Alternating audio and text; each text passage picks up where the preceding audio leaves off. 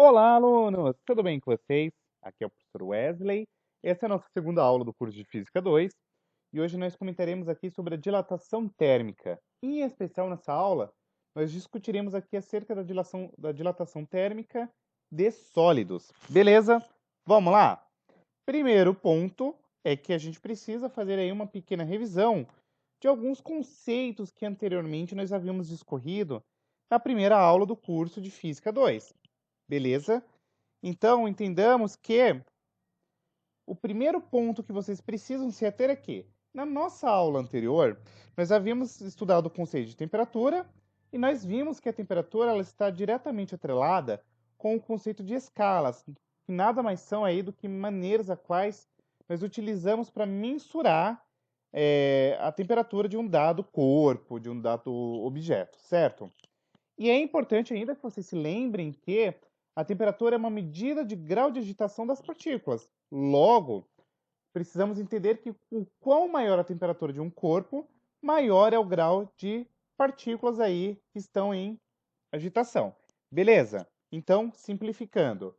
Quando a gente pensa em uma temperatura muito elevada, a gente tem que se atentar que o corpo vai apresentar suas partículas em um alto grau de agitação. Consequentemente, uma alteração nessa agitação das partículas provoca algumas alterações, como, por exemplo, algumas alterações métricas no corpo, e são essas alterações que passaremos a estudar a partir dessa aula, tá bom? E aí, a priori, a gente precisa se ater que a variação de dimensões dos corpos como consequência única aí da variação de temperatura, a gente vai dar o nome de dilatação térmica. Então, vamos lá? A dilatação térmica, ela nada mais é do que uma situação na qual todos os corpos, quando aquecidos, apresentam uma dilatação. Isto é, essa variação na metragem é decorrente aí do aumento da vibração das suas partículas. Então, acredito eu que vocês já devam ter visto em algum momento aí da vida de vocês, por exemplo, os trilhos de um trem dilatando ou até mesmo aí a calçada tendo essa situação na qual você tem essas rachaduras e etc.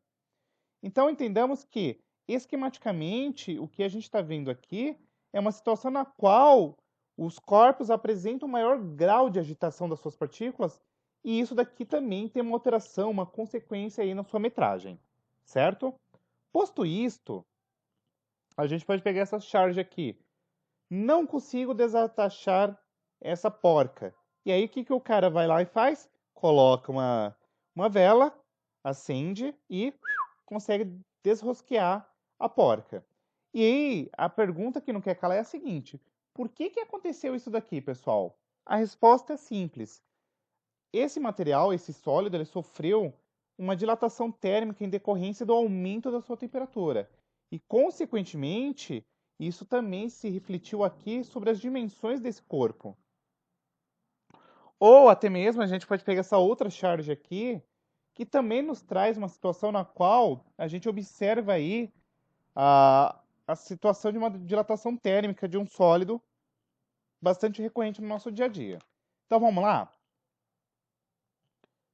A gente pode pegar esse outro exemplo novamente aqui, porque há distâncias entre as placas. É para evitar rachaduras provocadas pela dilatação térmica. Então, até mesmo no nosso dia a dia, esses conhecimentos são muito importantes, porque a gente precisa se ater que, justamente em decorrência aí da dilatação, a gente tem aí algumas alterações nos materiais, tá bom? Então vamos lá. Primeiro conceito que eu quero destacar aqui com vocês, ou melhor, eu quero destrinchar, que é o conceito de dilatação linear. A dilatação linear, em outras palavras, ela traz o seguinte: apenas uma das dimensões do corpo aí sofre uma alteração considerável. Nesse caso, na dilatação linear, o que vai ter uma variação, uma alteração, é justamente o comprimento. Então, consequentemente, vamos entender como que funcionaria esse rolê. Você pode ter uma barra, e essa barra submetida às condições normais, ela tem um comprimento X, tá? Um comprimento LO. E aí, quando você aquece essa barra de ferro, consequentemente, ela sofre um processo de dilatação, tá? Então, ela sofre uma variação de comprimento. E aí, consequentemente, esse novo comprimento aqui é oriundo aí da dilatação térmica desse corpo. E aí, o que a gente pode fazer aqui? Para calcular o quanto que esse corpo teve aí de variação, eu posso pegar o comprimento original vezes, perdão, o comprimento total após a dilatação menos o comprimento inicial, certo? E aí, esquematicamente, eu ainda tenho uma outra equação aqui que é denominada como a equação aqui da dilatação linear. Então vamos entender o que é isso aqui, ó. Vamos lá. Essa primeira formuleta aqui, ó, ΔL, que é igual a L menos LO, a gente vai denominar como alongamento, que corresponde aí ao intervalo térmico, tá? E aí, o que vocês precisam se atentar, ó? Primeiro, é, esse ΔL aqui, ele é diretamente proporcional ao comprimento inicial, tá bom? E, além disso, o ΔL, ele também é proporcional ao intervalo térmico, belezinha? E aí vocês vão utilizar corriqueiramente essa fórmula aqui para conseguir calcular a dilatação térmica de um corpo, tá? Já trazendo aqui uma curiosidade para vocês, as observações empíricas, ou seja, as observações experimentais, elas podem ser resumidas no seguinte, ó. A expressão ΔL é aproximadamente o espaço, o comprimento inicial, vezes a variação de temperatura, sendo que vocês precisam se ater que isso aqui é muito importante porque indica uma proporcionalidade, tá? Então vamos lá. Um outro conceito é o conceito de coeficiente de dilatação térmica, que é esse alfa, que apresentou-se lá na outra equação. O que significa isso daqui, pessoal? Esse alfa aqui, perdão, eu não sei por que eu estou com delta na mente, trata-se aqui de uma constante de proporcionalidade, então, como eu falei para vocês, a variação de comprimento ela é proporcional tanto ao comprimento inicial quanto à variação de temperatura, tá bom? Então, simplificadamente é isso daqui. E eu quero que vocês se atentem, que vocês notem que a unidade do coeficiente de dilatação térmica é inverso à unidade de variação aqui da temperatura, tá? Então, isso aqui a gente chama de grau Celsius recíproco. Então, aqui tem algumas tabelinhas, tem aqui os valores do coeficiente de dilatação linear de alguns materiais, como chumbo, zinco, alumínio, etc. Tá bom? Então, aqui eu apresento esses valores. Geralmente, quando vocês vão fazer algum exercício, é apresentado esse valor aqui do alfa, tá? Então, não se preocupem. E um outro conceito interessante aqui é o conceito de dilatação superficial, tá? No estudo da dilatação superficial, o que vocês precisam se atentar agora é que a gente vai considerar a dilatação em duas dimensões, ou seja, a gente vai analisar o comprimento e a largura, tá? Se a temperatura de um sólido varia, consequentemente a área da sua superfície também terá uma variação. Então vamos lá, ó. Você tem essa situação aqui, tá? Que apresenta aqui uma área inicial e aí você aquece esse corpo. Percebamos que, ó, olha o que acontece. Você tem uma variação tanto na largura quanto no comprimento do corpo. E aí, o que é importante a gente se atentar? Que, ó, a gente vai ter uma variação na área, que é dada pela área inicial, que é pela área final menos a área inicial, e a variação da área dada pela área inicial vezes um coeficiente beta vezes a variação de temperatura, tá? Então a gente vai trabalhar com isso daqui. Então, esse beta a gente vai chamar de coeficiente de dilatação superficial, beleza? E o coeficiente de dilatação superficial nada mais é do que uma constante de proporcionalidade também, e o seu valor é dependente da natureza do material. Então, o valor do coeficiente de dilatação superficial é igual a 2 vezes o coeficiente de dilatação linear, tá bom?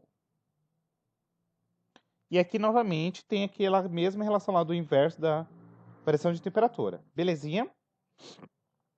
E a gente pode ter uma terceira situação aqui, que é a dilatação volumétrica, ou também denominada como dilatação cúbica, que é uma situação na qual você vai ter agora a variação em todas as dimensões aí de um corpo. Então, comprimento, largura e altura, tá?